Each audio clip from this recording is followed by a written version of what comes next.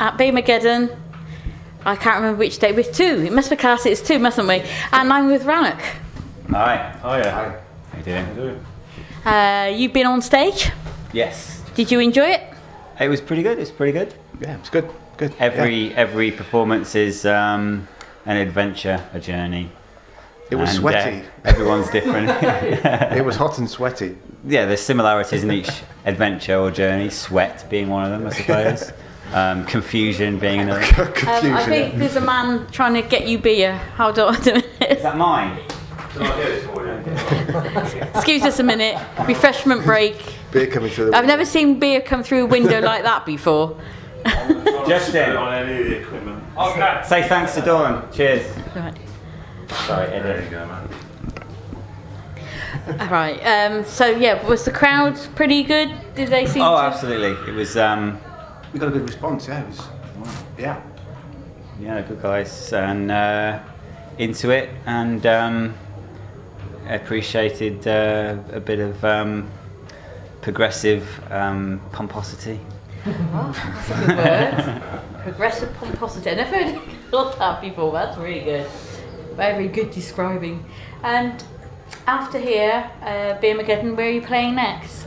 Our next show is in Birmingham. It's actually yet to be announced. It probably will be announced by the time this will go out, but that will be at Scruffy Murphy's, which, if anyone is used to going to Scruffy Murphy's, this is going to be planned to be upstairs, which they haven't had an upstairs gig in Scruffy Murphy's for. I've never seen one. So yeah, so that's going to be with, I believe, don't quote me, but I believe it's going to be Morgorgy, Getica, Cambion, and us. I'm not sure who else. It's like a day thing, is it? Or I think it'll be an evening thing, but you know, I'm going to say top quality bands because we're involved, but you know. I'm sure it'll be perfectly fine. It's a AAA lineup. Oh. So how do you get to go at the top? Do you draw straws? How do you what? Sorry. Get to be on the top then if you're AAA headliners. Do you draw straws or? These days, I think it's based on. These days, it's based on Facebook likes, isn't it? Oh. In which case, we'll be at the bottom. Oh. Yes. Nobody believes in Facebook likes these days. Surely not. But I know where you're coming from. Mm-hmm. Right. So tell me about albums and things. Your album. It was released on the 28th of November last year, and yeah, good sales. We've sold quite a lot That's good. of albums. Yeah, all over the world, just bizarre places. Nicaragua was one, wasn't it? Was it? Not bizarre. Not that it's bizarre, but in places Thailand. you've never heard of. Yeah, Thailand, Australia, New Australia, Zealand, Yeah. America, Canada. Power of the internet. Yeah, It is. it's amazing. Yeah. Yeah. I mean, it is a bigger field now, isn't it, to get your stuff out there through the internet and things as well. And we've sold a good few today as well. So which is Gigs is good, yeah. Right, yeah. Cool. Yeah, solid copies go really well. Yeah. So, do you worry about, like being a gigging band, trying to have sales your merch to keep you going on the road and things? Do you find it difficult? It is. It's an interesting scenario because I think any band, particularly at our level, we can't earn a living from what we're doing. So any sale of merchandise, CDs, is just little drips into helping us continue what we're doing. But it's definitely for the love of doing it and the want of doing it, and it's by no means money orientated. But just want to fund. All we want to do is be able to fund the next project, and if we can earn enough money to fund the next project, then we'll just keep going. I mean, gone are the days where there's money to be made in music. I mean, it's very difficult. I've always looked at it from objectively a different thing. You have your first level where you're a band, just got together, and you'll just gig locally in the pub maybe once a week, month on a Saturday night. Then you decide to go a bit further afield. Then you start to get known, so you want to go even further afield, maybe abroad and things like that. And that's where you start to struggle. I think bands start to struggle because then costs get more involved. Yeah, commitment. And then you get to a certain level, people are buying CDs, which aren't as worth as much the music as it used to be because it's internet and everything else. But then you have the next level, which it seems almost reachable, where you get to a good level, but to make it to top level, like where you get the big bands like Metallica, there seems to be, where is the step from here to there? Where it used to be, it's massive. Maybe it's you know, you're going to get to a certain level, but maybe the bands that really break out into the mega stardom are the ones that have got that cross genre kind of appeal, you know, which Metallica did have. I think I don't know which of the massive bands have that cross genre appeal. I suppose, you know, bands like maybe Korn or something like that, you know. They appeal to a different audience as opposed to a death metal audience. But most of these bands are getting older. Well, they're not going to be around forever. So how are they going to find the people to take their place? Because it seems to me the industry is not looking at that. Well, it's the scene's certainly different from when I was younger. You know, myself and Pabs, I think we probably got into metal when it was, you know, the Nwabum thing. Still fresh as well. Yeah, Motorhead and Saxon, things like that. That's Sabbath, that's what got me into metal. But you've got so many different genres now. You know, it's completely transformed, really. It's evolved, hasn't it? It's evolved. But is it more interesting? Well, not necessarily, no. And it's become somewhat saturated as well, hasn't it, with the internet and everything. Anybody can record. There is a massive level of saturation. And you know, I'm discovering great bands all the time I never heard of, mostly through Facebook as well. Yeah. You know, Bandcamp. that's because they were just Bandcamp. There's just so many out there now, but there are some real gems that are forgotten. Yeah, and you don't hear about. Yeah. And some of these great bands, they're not even signed. You know. But, you know, all these things. It's always about. Really. It's always about. Yeah. Who you know and not what you The do. underground scene's really there's lively, isn't it? Yeah. I think when the sort of metal scene started, though, it was all very DIY and underground to start with, wasn't it? And so, in some ways, I think it's kind of gone full circle. You know, it's kind of the days of big marketing budgets for bands are pretty much over. You know, unless you're in that top 0.1% already. In some respects, I don't think that's a bad thing. I think it frees bands up to do what they want to do rather than what somebody else wants them to do. And as the guys have said, we released our album on Bandcamp, and we'd never really sort of paid much attention, or certainly I hadn't paid much attention to Bandcamp before, but since we got involved with it, I've been looking at all the other artists on there, and there's thousands of really great and varied artists on Bandcamp as well. And I think that's just the way it's going to go. Yeah. I mean, quite a few bands get to a certain level, and then it's making the commitment. Some of the members of the bands can't make the commitment, like going on the road, having no money and sort of thing. So a lot of them get to a peak and then either fold completely or have to start again with new. You know, it's difficult. I mean, it is interesting because there are bands that, and there's only a very, very few, that have got to a level without years and years of touring on the road. You know, like a band like Emperor or something like that have toured, but only sort of minimally, and they're cult. And now they can headline massive stadiums. And who would have thought back in the 90s that they'd have done that? So that's an interesting thing. Yeah, and it's a very strange industry, the music business. How it all fits together. Well, especially if you're a signed band as well.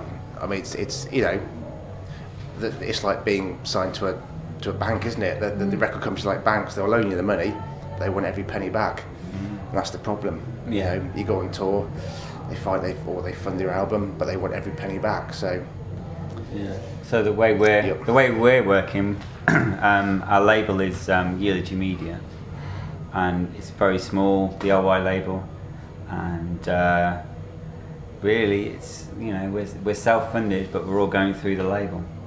So there's a variety of acts, all DIY, all going through the same central point, and it's all interesting material, sort of metal orientated, but there's prog in there, there's goth in there, yeah, it's good label. And do you think the industry's had a bit of a knock this year with so many festivals being cancelled?